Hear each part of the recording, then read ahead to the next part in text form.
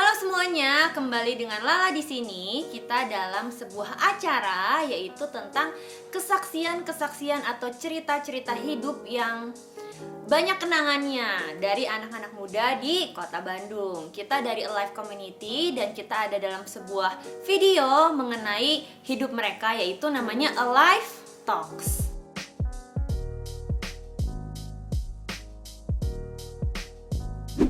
Minggu kemarin kita udah bersama dengan seorang anak muda yang mempunyai mimpi untuk menjadi seorang chef. Tentang pergaulan topiknya. Nah, untuk hari ini kita akan dengan topik yang berbeda, yaitu mengenai gambar diri dan proses kehidupan. Ada sebuah pertanyaan yang sering terngiang-ngiang nih dalam zaman milenial ini. Apakah hidup itu instan? Dan hari ini aku gak sendiri. Aku ada bersama dengan teman-teman. Ini host baru kita, teman-teman semuanya. Biasanya dia itu berada di balik layar. Jadi suka ya syuting dan lain-lain, ngatur, directing dan lain-lain. Tapi hari ini dia ada di kursi panas. Panas banget. Yang membuat dia tegang, nggak tahu harus ngomong apa, ya kan? Namanya Derian. Halo semuanya. Ada lagi? Udah. Dan di sini kita ada seorang narasumber untuk hari ini yaitu bersama dengan Gita. Gita ini dulunya adalah seorang atlet voli yang terkenal sejagat raya ceritanya. Nah, kalau gitu kita langsung mulai aja dari topik mengenai gambar diri atau proses kehidupan. Langsung aja sama Babang Delia. Oke, mungkin yang pertama tentang proses ini, gambar diri ini, kita mau coba tanya-tanya dulu sama Ibu Gita yang udah hadir di sini. Kita mau dengerin dulu gimana story-nya dia sih gitu. Gimana prosesnya dia, baru nanti kita bisa tanya jawab. Jadi mari kita mulai.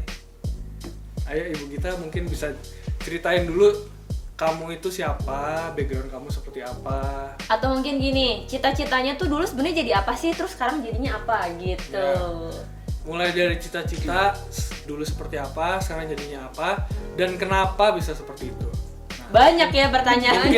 Mungkin pertanyaan itu bisa buat kita mulai untuk mendalami tema ini. Dan bisa jadi contoh juga buat siapapun yang nanti akan menyaksikan ketika mereka experience hal atau momen-momen kehidupan yang sama gitu. Oke, mungkin aku kasih satu kalimat dulu yang bisa jadi acuan tentang gambar diri dan proses kehidupan. Menurutku, proses kehidupan itu pasti, kalau tadi dibilang pertanyaan adalah apakah hidup itu instan, bagaikan instan atau tidak? Menurut saya adalah tidak. Yang instan hanyalah mie instan. Kalau kehidupan menurutku sama sekali nggak instan. Kenapa? Karena pasti dalam menjalani kehidupan ada banyak up and down, ada banyak naik turun yang itu sebenarnya membentuk jati diri kita di hadapan Tuhan seperti apa dan apa yang bisa kita capai ke depannya seperti apa. Nah, itu mungkin itu yang harus jadi clue buat kita mendengarkan kesaksian dari kita nantinya ya. Jadi kita coba perhatiin up and down dia seperti apa, kita coba perhatiin gimana dia menghadapi masalahnya, sikapnya seperti apa dan lain sebagainya. Oke, jadi mari tempat dan waktu dipersilahkan. Oh ya, sebelum mulai ini silakan diambil dulu ya kan buat minum. Santai aja. Jadi kita di waktu ini kita mau sharing tentang kehidupan yang menurut kamu cerita hidup aku bisa jadi berkat juga nih buat teman-teman yang lain, anak muda yang lain gitu. Gimana? Oke, sebelumnya thank you banget nih udah bisa ketemu kakak-kakak yang luar biasa di sini. Nah, aku mau cerita dulu nih bagaimana sih seorang Gita itu ada di dunia ini gitu kan. Nah, pertama sebelumnya kalau kita tahu orang tuh lahir dengan ya ibu seorang laki-laki dan perempuan, suami istri melahirkan, ibunya itu mengandung selama 9 bulan dan anaknya melahirkan gitu. Dan itu dilahirkan. Nah, tetapi kejadian berbeda terjadi di hidup saya gitu. saya itu terlahir prematur. Kalau teman-teman nggak tahu prematur itu bayi yang terlahir sebelum 9 bulan. Saya itu lahir 7 bulan dan keadaannya kalau kalian tahu ini tuh cuma segede teh botol, tahu nggak? Teh botol 2 kalinya kaca. itulah ya berarti 2 ya. kalinya ini gitu. Dan saya tuh cuma terlahir segede gini gitu. Di saat itu dokter itu mempunyai sebuah keputusan gitu. Papa saya dipanggil dan, "Pak, dengan keadaan seperti ini, Bapak harus memilih. Ini diantara ibunya yang selamat atau anaknya yang selamat gitu." Nah di situ tuh mungkin papa saya juga dengan background yang belum kenal Tuhan dengan benar, masih dalam duniawi gitu. Mungkin di situ papa saya tuh berteriak gitu kepada Tuhan, "Tuhan, tolong berikan satu mujizat-Mu, berikan satu keajaiban, satu tanda, saya mau lihat Engkau tuh nyata benar-benar gitu." Dan puji Tuhannya di sana saya bisa lahir. Saya bisa lahir dan bukan kebetulan, saya itu lahir di masa-masa krisis moneter. Yang kalau misalnya kalian tahu itu tuh masa-masa yang sangat-sangat sulit di zaman itu. Nah, lahirlah saya diinkubasi selama 3 bulan. Jadi dan itu tuh mengeluarkan biaya yang Gak sedikit lah ya. nggak sedikit pastinya. gitu.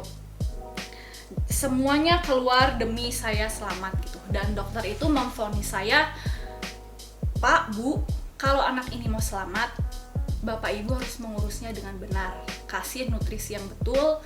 Kalau tidak, anak Bapak Ibu bisa mengalami kelumpuhan atau cacat otak. Dan hidupnya tidak bisa menjadi seperti orang-orang lain, anak-anak seperti biasa gitu." Saya sudah dirawat di salah satu rumah sakit di Bandung selama 3 bulan. Terus saya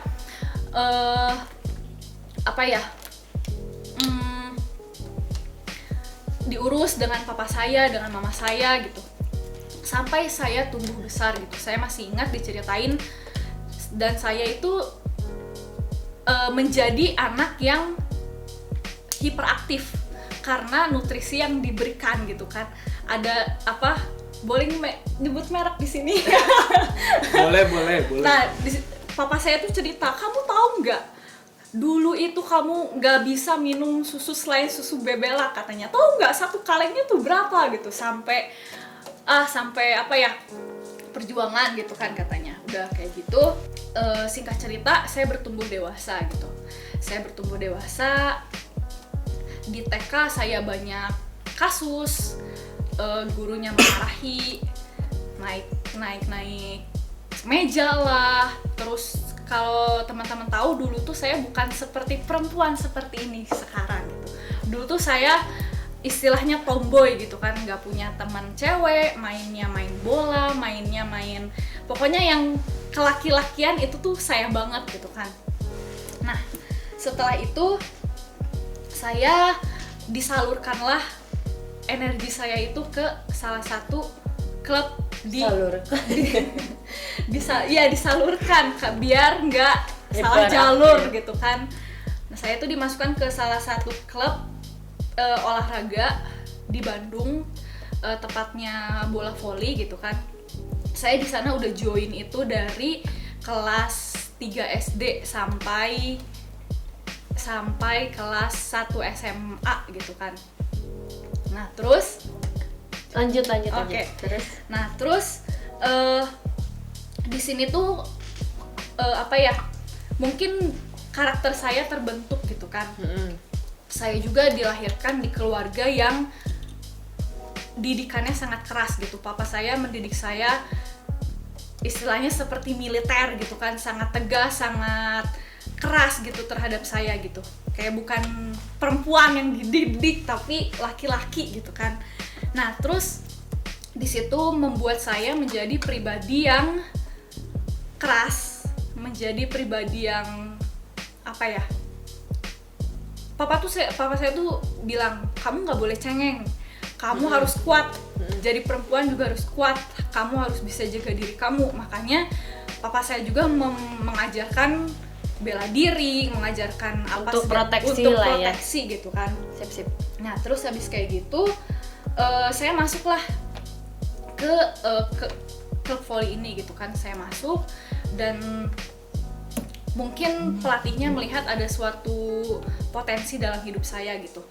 Hari demi hari gitu kan, dari SD, SMP sampai SMA saya itu istilahnya berprestasi gitu kan. Prestasi. Berprestasi gitu kan, sampai dari SD ke SMP itu yang mau saya untuk datang ke situ untuk saya jalur prestasi dan membanggakan SMP itu gitu kan. Terus abis itu saya masuk menjadi pemain Kota Bandung, menjadi pemain Jawa Barat, dan saya tuh ya pokoknya mewakilkan sedikit apa ya, Jeng. krik. Lanjut lagi ke yang tadi kan, di situ saya bilang gitu kan, saya tuh istilahnya di dalam dunia olahraga tuh saya tuh apa ya, istilahnya menjadi Superstar. jadi starnya lah, bintangnya gitu. Dan saya tahu juga saya tuh orangnya dominan gitu kan. Udah kayak gitu, tapi kayak setiap fasilitas istilahnya kenikmatan dunia gitu kan ditawarkan gitu kan, kemana-mana naik pesawat apa segala macam semuanya ditanggung sama pemerintah gitu kan, gara-gara Ya dengan prestasi dengan kamu. prestasi yang kayak gitu kan. Nah terus habis kayak gitu disitulah muncul suatu ego yang sangat tinggi gitu. Emang dari kecil saya tuh punya ego yang sangat tinggi, punya kesombongan. Terus dengan latar belakang saya dididik dengan keras, saya juga punya keras kepala. Terus Apalagi susah apa ya, kekeh gitu kan. Kalau harus ya, berarti kalau ada gitu. kemauan tuh harus gitu. Harus gitu. Nah kayak gitu. Tapi yang saya belajar dari didikan papa saya tuh apa yang namanya disiplin gitu. Disiplin, integritas. Nah itu yang saya rasakan banget gitu. Dulu saya ditarget sama papa saya, kalau kamu hari ini harus bisa misalnya skipping 1000 gitu kan. Saya harus bangun pagi, saya harus stretching, saya harus pemanasan, harus workout segala macam sampai target saya tuh tercapai gitu kan. Dan dengan didikan seperti itu Jadi kan. jadi gitu. Berarti dari didikan papahnya Gita maksudnya bukan menjadikan sebuah trauma ya. Mungkin trauma mah ada yang tadi kamu bilang. Tapi ada buahnya. Membentuk jati diri. Membentuk jadi diri kita sampai dia bisa menjadi seseorang. Menurut kamu gimana? Aku justru bukan mau nambahin opini, tapi justru pengen nanya sesuatu sama kita. Nanya sesuatu. Untuk memperdalam. Kan tadi kan kamu udah cerita tentang kamu proses dari awal pun hidup kamu aja udah susah gitu. Yang aku lihat, maksudnya kayak kamu hidup dari Bukan susah itu susah sih, maksudnya proses kehidupan. ada struggle yang harus kamu lalui gitu. Iya, betul. Dari kamu lahir prematur dan lain Pas di sebagainya. zaman itu lagi Terus ya. habis itu lagi pas krisis, habis itu papa kamu juga mendidik kamu dengan sangat-sangat keras, sampai akhirnya kamu masuk ke sebuah tim volley dan itu berhasil membawa Nama harum. nama harum lah segala macam lah. Nama harum kan. Semua itu kan udah ada di belakang kamu nih. Nah aku pengen tanya justru dalam kamu menjalani hidup kamu dari kamu lahir sampai sekarang, proses apa yang menurut kamu paling berat dalam hidup kamu dan bagaimana kamu melewati itu? Aku pengen kita mendalami lebih ke gimana sih kita tuh cara melewati sebuah proses tuh seperti apa gitu. Jadi prosesnya apa, cara kita melewati prosesnya seperti apa, dan itu membuat kamu jadi orangnya seperti apa gitu. Mungkin dari sini nanti yang nonton segala macam mungkin bisa bisa mengambil satu Hikmahnya. ilmu gitu, satu hikmah, satu ilmu, satu teladan dari kamu. Gimana sih caranya kita ngelewatin proses? Mungkin bisa disampaikan gitu ya. Oke. Kalau dari ditanya proses yang paling berat dalam hidup aku itu mungkin satu pukulan keras gitu kan, tepatnya di bulan Januari tahun kemarin. Sang mama tercinta dipanggil Tuhan gitu kan. Mungkin di situ tuh kalau di pikiran manusia, aduh kok Tuhan tuh jahat banget ya, kok sekarang banget, kok terlalu cepat gitu waktunya gitu. Emang kita siap gitu. Tapi di sini tuh aku belajar gitu dalam hidup mama tuh seorang penyembah dan seorang yang penuh kasih gitu. Banyak orang yang bukan hanya merasakan, melihat, tapi benar-benar merasakan terberkati dengan hidupnya mama gitu kan. Dengan teladannya, dia adalah salah satu teladan dalam hidup saya yang sangat berpengaruh. Dia adalah sebuah pendoa, seseorang yang sangat-sangat mendukung kita, mendidik kita. Pokoknya mama tuh sebagai teladan banget lah dalam hidup aku gitu kan. Dari awal udah ngelahirin aku dengan susah payah gitu kan. Tapi di sini aku menjadi suatu tanggung jawab juga gitu kan. Mama udah nggak ada, berarti aku punya suatu tanggung jawab yang lebih lagi, apalagi untuk adik-adik aku gitu kan. Untuk adik-adik aku ada Marvel, ada Regina, dan ada Novena gitu kan. Dan mereka juga punya nama panggilan masing-masing gitu kan. Apen, Gode, sama Mbe. Oke. Tapi di situ buat aku menjadi seseorang yang kuat, menjadi seseorang yang lebih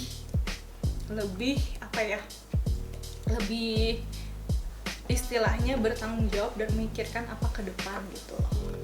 Tapi aku percaya Tuhan tuh melakukan segala sesuatu nggak ada yang kebetulan. Pasti Tuhan tahu semuanya Sudah diukur dan semuanya indah pada waktunya. Yeay, kamu berhasil Amin. buat seorang Gita yang sangat kuat, luar biasa mencucurkan air mata loh. Amin. Jadi kesimpulannya, Jadi aku cerita sedikit ya mamahnya. Jadi mamahnya Gita ini salah satu penyembah di persekutuan kami di Kota Bandung, di Ark of Christ. Dia choir juga dan dia jago masak juga ya gitu ya. Dan mamahnya itu sangat-sangat sanguin orangnya, jadi sangat-sangat suka berekspresi gitu. Ketawanya kenceng banget, aku masih ingat betapa uniknya ketawanya sosok dari mamah Gita itu sendiri. Dan sangat diberkati juga dengan seluruh pelayanannya, dengan seluruh kesaksiannya dan lain-lain. Dia itu dipanggil Tuhan pulang karena ada penyakit ya gitu ya. Ada penyakit dalam waktu berapa lama ya gitu? 1 tahun lebih. 1 tahun lebih. Pokoknya dia sudah berjuang sampai akhir dan akhirnya Tuhan memutuskan untuk membawa dia pulang. Lagian kalau ada terus kasihan juga kan. Dan tapi aku banyak lihat sih dari kehidupan Gita sejak mamahnya pulang dan lain-lain, Gita menjadi seseorang yang lebih bertanggung jawab. Kalian harus tahu dulu Gita seperti apa. Dia sampai sekarang masih kerja bareng kita dan banyak banget perubahannya sejak itu. Lebih percaya diri, lebih bertanggung jawab, lebih mandiri dan lain-lain. Jadi setiap fase dalam kehidupan kita, setiap proses, setiap kejadian itu yang Tuhan sudah izinkan terjadi bukan membuat kita menjadi orang yang semakin terpuruk, tapi membuat kita menjadi orang yang lebih baik. Betul? betul. Gimana Bapak Darian? Kalau menurutku proses itu diharuskan untuk ada di setiap kehidupan kita. Kenapa? Karena emang secara nature-nya emang manusia harus menjalani proses demi proses dalam hidupnya. Dan justru proses demi proses itu yang membuat kita ini dalam tanda kutip berevolusi dari kita yang mungkin punya karakter yang gak bagus, punya kebiasaan yang jelek dan lain sebagainya, sampai setelah diproses demikian rupa sama Tuhan, kita nggak pernah menyerah dan lain sebagainya, kita ini diproses menjadi orang yang lebih baik lagi di depannya gitu. Aku teringat ada satu ayat di Alkitab yang berkata di Ayub 23 ayat 10, kita semua tahu lah kehidupan Ayub seperti apa, dan di kata-kata yang dia tulis, dia berkata seperti ini, karena ia tahu jalan hidupku, seandainya ia menguji aku akan timbul seperti emas. Jadi sebenarnya ketika kita menjalani proses, ada satu sikap hati yang harus kita tanamkan dalam hidup kita. Kalau misalnya kita sedang diuji, kita sedang ada dalam satu masalah yang berat, seperti kita mulai dari dia lahir prematur, dididik dengan sangat keras, ada satu titik dia meninggalkan, mungkin dalam tanda kutip meninggalkan mimpi-mimpinya. Habis itu dia ditinggalkan juga oleh orang yang dia sangat sayangi, sampai akhirnya aku sangat-sangat percaya ketika kita menjalani proses demi proses ini, ada satu waktu kita ini akan timbul semuanya seperti emas. Yes. Amin. Jadi kalau dapat disimpulkan, apakah hidup itu instan? Tidak. Saya dapat dengan sangat menjawab tidak, karena kalau misalkan hidup itu instan, mungkin ayatnya nggak akan menulis itu emas, tapi menulis kita akan timbul seperti arang. Karena arang itu juga sama-sama diproses. Dia punya materi yang sama dengan emas, tapi dia diproses dengan sangat-sangat instan dan hasilnya arang. Tapi ketika dia diproses secara bertahap dan lain sebagainya, akhirnya yang timbul adalah emas. Sekarang sebenarnya pilihan ada di tangan kita. Apakah kita mau instan atau kita mau tetap tekun menjalani setiap proses sampai kita timbul seperti emas. Itu yang jadi itu yang jadi pertanyaan buat siapapun yang sekarang sedang mendengarkan di sini. Mungkin kesaksian dari kita hari ini buat kalian, hari ini buat kamu. Kita cuma mau memberikan kekuatan, memberikan nasihat buat kalian. Kalau kalian sedang ada dalam proses, ayo mari tetap tekun sama Tuhan, tetap cari Tuhan lebih lagi. Dasarkan kekuatan kalian sama Tuhan. Yes. Karena dengan begitu, suatu hari nanti percayalah kita akan timbul seperti emas. Amin. Amin.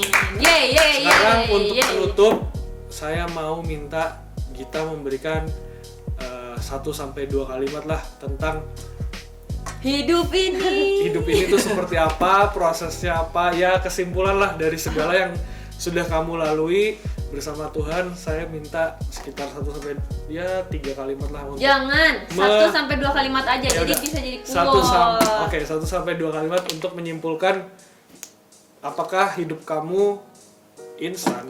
Hidup ini adalah kesempatan. Gitu. Ayo.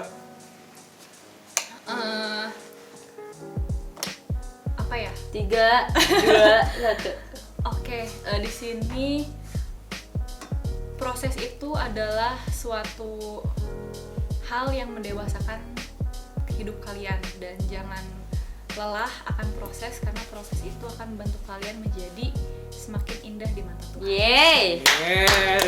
Proses akan membuat hidup kalian semakin indah di Mata mata Tuhan. Ada lagi Koko adanya? Udah kan tadi udah. Oke. Jadi kesimpulannya, hari ini kita sudah membahas tentang proses kehidupan, cerita hidup dari Gita. Mungkin proses itu tidak enak. Banyak juga yang sudah bilang menyerah di tengah jalan karena sedang menghadapi proses kehidupan. Tapi jadilah anak-anak Tuhan yang tidak gampang menyerah, karena proses itu adalah bagian yang sangat berharga untuk engkau menjadi emas. Betul. Di hadapan Tuhan.